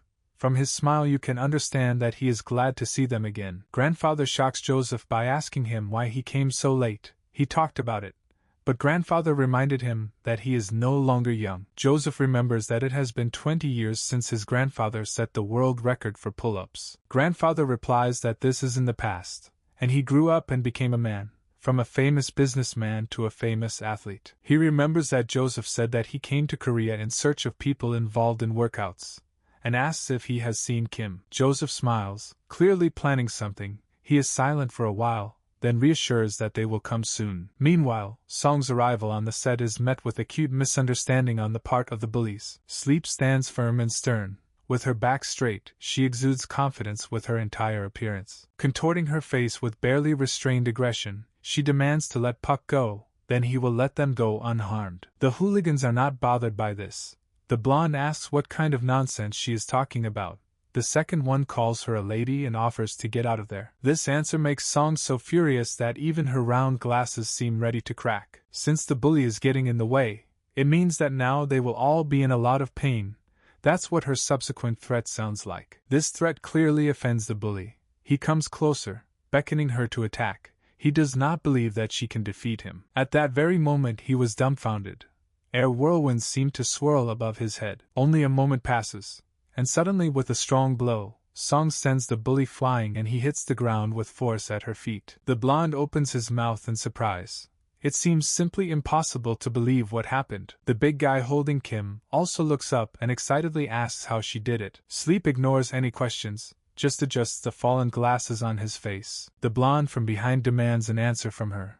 First of all to the question of who she is. She is silent, but again flares up with anger, similar to an explosion of magma in a living volcano. Sleep closes the distance, and a powerful uppercut with the butt of her palm flies into the blonde's jaw. This single blow turns Sun, who doesn't even look at his opponent, into a victory pose, and sends the bully into the air. Dream, having sent the blonde boy flying, complains that Korean guys are rude. She shouts that these guys are garbage that does not decompose. She intends to continue the fight. The big guy, having let Kim go, thinks that she is definitely a monster, and he needs to run away before she kills her, which he does. He runs. While trying to escape, the big man is suddenly grabbed by the arm with enough force to stop him. The frightened big man exhales and turns to the one who grabbed him. And Kim grabbed him. His face expresses anger. He asks if the big guy offended his grandfather yesterday. Having understood the answer to his own question, he shouts out to the big guy that he won't run away, because he must apologize to his grandfather. The big man's face grimaces in pain as Kim's hand tightens on his wrist. It hurts so much that Kim seems to be about to break his arm. The voice of the approaching Song can already be heard from the side of the platform. At this moment the big man realizes that if he is caught, he will be finished. He swings at Kim in an attempt to hit him and break free of the hold. Kim barely has time to react and dodge a direct blow to the face. The big man screams furiously, demanding to be released, and continues to throw punches. Kim receives multiple blows to the face, some of which she blocks with her free hand. After many blows, the big man is exhausted, breathing heavily. He is amazed that Kim is still holding on. Kim's breathing also becomes unsteady. He holds the big man's hand in a daze, thinking only about his grandfather. This is his family, he repeats like a mantra, and the big guy is the one who offended his grandfather. Kim shouts out that she won't forgive him, and the big guy replies that since he wants to die, he will help him with it. The big man's fist with a wide swing almost reaches Kim's face, but is stopped by the hand of the approaching Pak. The big guy is so stunned by what he saw that he even asks if it's him. Pak turns to him with a look filled with anger, asking what this bastard is doing. The big man is perplexed, asking Pak about this promise. Some time ago, I remember, the big man grabbed Kim and promised to break his arm if Pak moved. Shouting out what the big guy promised to do, Pak raises his leg to strike. Grabbing him by the head, Pak demands that he keep his word, and calling him a freak, he hits him in the nose with his knee. A moment later, as blood spreads across the big man's face, he only has time to think about the shame of his defeat. Along with the blow, the big man is knocked out, falls flat on the grass and is knocked out. Kim asks with some awkwardness how Pak's legs are. Pak irritably replies that everything is fine and he didn't even notice anything. The big man lies unconscious. It seems that he will not be able to get up very soon. Waking up, the entire crowd of hooligans kneels in front of Song. Park, staying with Kim a little deeper in the forest plantation, grabs his knee and complains about his sore leg. Kim, having remained silent for a while, quietly wonders if something is wrong with Park. Park turns to Kim and looks at him silently, waiting for what he will say. Kim is also silent, carefully thinking and choosing the right words. Up to this point, Park had been training with only one leg, and Kim realizes this. Kim cannot understand how, even in such conditions, Park continued to smile and have fun. Finally he asks why Park decided to take up this sport. Park repeats with a sigh, he already said it, just because it's cool. Kim looks thoughtfully at his feet. Park asks not to ask about this anymore, because he doesn't know what to say if Kim doesn't understand. Finally Kim answers, he really doesn't understand, and Park is absolutely right about that. Along with Kim's agreement, Park's eyes bulge in surprise and looks back at him again. Thoughtful, Park raises his eyes to the sky, thinking to himself. After a while of thinking, Park smiles widely and closes his eyes. Park burst out laughing, asking Kim if he finally understood everything. Finally, the stars rise above the sky and night falls. The grandfather in the house screams, not understanding what happened to the guys. He catches them with Sun at the gate, and anxiously asks what they were doing and why everyone was injured. Kim holds Puck's arm. Puck is the first to explain that they met a boar on the way home. Joseph turns to Song. Believing that she missed everything, Song relays Puck's words that the leader of the hooligans has escaped. Sun adds that the attackers had a tattoo she recognized, something like a fish bone. Joseph, who heard this, says that we need to find out more about them. Sun agrees. Meanwhile, Grandpa has taken out a first aid kit and helps Pak and Kim treat their wounds. Joseph approaches Puck and offers to go with them. He will take Puck home. Pak asks Joseph to answer honestly whether he knew that Kim was living with his grandfather, and whether he sent Pak here on purpose. Puck states his guess that Joseph wants to take Kim on the team. Joseph laughs. He offers to just see what happens while Grandpa puts a band-aid on Kim's arm. In the company of Sun, Joseph talks about something with Kim and gives him his business card. Kim peers thoughtfully at the business card, thinking about something of her own. Grandfather looks at Kim from behind.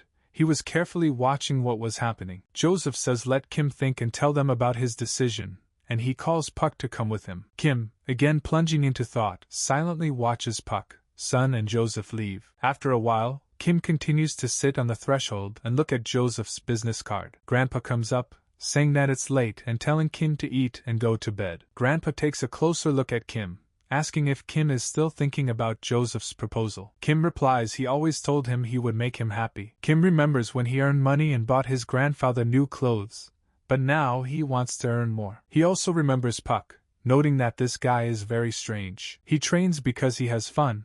Without one leg he continues to train and have fun. Kim can't understand how Park can have fun with all this. Grandfather smiles kindly and sits on the threshold next to Kim. Grandfather always thought that he could not replace his parents, but now he is sincerely proud of Kim. Grandpa also notes that he has made a good friend, but Kim blurts out that they are not friends, to Grandpa's surprise. Grandfather reaches out again. He knows that Kim feels guilty for robbing their house when he was little. Grandpa knows that Kim has Grandma's comb, but it's just Grandma's usual thing, so Kim shouldn't blame himself for the past. Kim is the most important thing that Grandpa has, so Grandpa will be happy when Kim is happy. Therefore, Grandfather asks him not to think about anything and do what he wants. Kim's eyes widen as he listens intently to his grandfather. It seems that his grandfather's words sound like a revelation to him, which makes him think. Kim wonders what he really wants. It's a new morning at school and the time when the workout club gathers. Puck, standing on the street,